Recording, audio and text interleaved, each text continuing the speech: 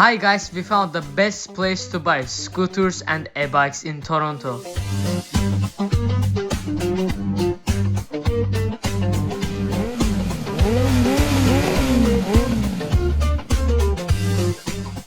Azərbaycanca. Azərbaycan rahat da doğma dilin ha. Getdik. Zarafatsız Bəkdən, bir dubla. Nə deyirdi? İstirdim rahatdır. Yox, yadımdan çıxdı. Dostlar, Toronto'da en ucuz scooter ve e-bike mağazası.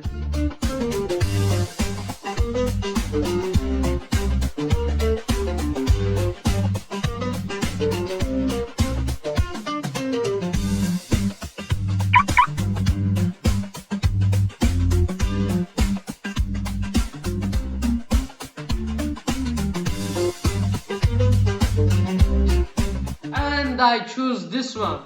Ve ben bu scooter seçtim.